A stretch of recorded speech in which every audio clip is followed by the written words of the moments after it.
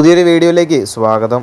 അടുത്തൊരു വാർത്ത, അങ്ങനെ സൂപ്പർ കപ്പിലെ കേരള ബ്ലാസ്റ്റേഴ്സിന്റെ മാച്ച് ഫിക്സേഴ്സ് ഇപ്പോൾ പുറത്തു വന്നിട്ടുണ്ട്. ഈ വരുന്ന സൂപ്പർ കപ്പിൽ ഗ്രൂപ്പ് ഡിയിലാണ് കേരള ബ്ലാസ്റ്റേഴ്സ് ഉള്ളത്. ഗ്രൂപ്പ് ഡിയിൽ കേരള ബ്ലാസ്റ്റേഴ്സിനോടൊപ്പം തന്നെ Hyderabad FC, Mumbai city FC, I ലീഗിലെ ടീമായിട്ടുള്ള രാജസ്ഥാൻ യുണൈറ്റഡ് FCയും കേരള ബ്ലാസ്റ്റേഴ്സിന്റെ ഗ്രൂപ്പിലാണ് ഉള്ളത്. സൂപ്പർ കപ്പ് ആരംഭിക്കാനായിട്ട് പോകുന്നത് നവംബർ 25-നാണ്. ഈ വരുന്ന സൂപ്പർ കപ്പിലെ കേരള ബ്ലാസ്റ്റേഴ്സിന്റെ ആദ്യ മത്സരം ഒക്ടോബർ 30-നാണ്. ഒക്ടോബർ 30-ന് രാജസ്ഥാനെതിരെയാണ് സൂപ്പർ കപ്പിലെ കേരള ബ്ലാസ്റ്റേഴ്സിന്റെ ആദ്യ മത്സരം. അതിനുശേഷം നവംബർ 3-ന് കേരള ബ്ലാസ്റ്റേഴ്സിന് ഹൈദരാബാദ് FCക്കെതിരെ മത്സരമുണ്ട്. ഹൈദരാബാദ് FCക്കെതിരെയുള്ള മത്സരത്തിന് ശേഷം നവംബർ 6-ന് മുംബൈ സിറ്റി FCക്കെതിരെ കേരള ബ്ലാസ്റ്റേഴ്സിന് മത്സരമുണ്ട്. ആ ഒരു മത്സരത്തോടെ ഗ്രൂപ്പ് ഘട്ട മത്സരങ്ങളെല്ലാം അവസാനിക്കുകയാണ്. മറ്റൊരു കാര്യം, കേരള ബ്ലാസ്റ്റേഴ്സ് പ്രീ സീസൺ എല്ലാം നേരത്തെ തന്നെ ആരംഭിക്കുമെന്നാണ് പ്രതീക്ഷിക്കുന്നത്. ഇതിലും വരുന്ന സൂപ്പർ കപ്പിലെങ്കിലും മികച്ച പ്രകടനം കാഴ്ചവെക്കാൻ കേരള ബ്ലാസ്റ്റേഴ്സിന് സാധിക്കട്ടെ എന്ന് പ്രതീക്ഷിക്കാം.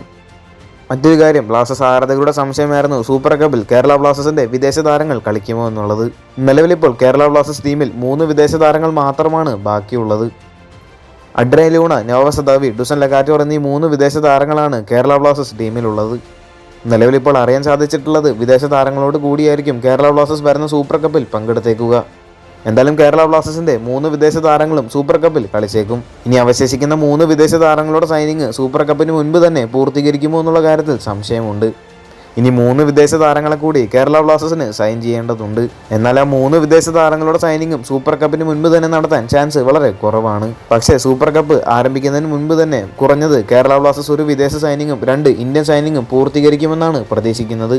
എന്തായാലും ബ്ലാസ്റ്റേഴ്സിന്റെ സൈനിങ്സുമായി ബന്ധപ്പെട്ട കൂടുതൽ അപ്ഡേറ്റുകൾക്കായിട്ട് കാത്തിരിക്കാം. കൂടുതൽ ഐഎസ്എല്ലുമായിട്ടും കേരള ബ്ലാസ്റ്റേഴ്സുമായിട്ട് ബന്ധപ്പെട്ട വാർത്തകൾ അറിയാനായിട്ട് ചാനൽ സബ്സ്ക്രൈബ് ചെയ്യുക. അടുത്തുള്ള ബെല്ലൈക്കൺ ഓൾ ഓപ്ഷനിൽ എനേബിൾ ചെയ്യാൻ മറക്കരുത്. അടുത്തൊരു വീഡിയോ ആയിട്ട് നമുക്ക് വീണ്ടും കാണാം.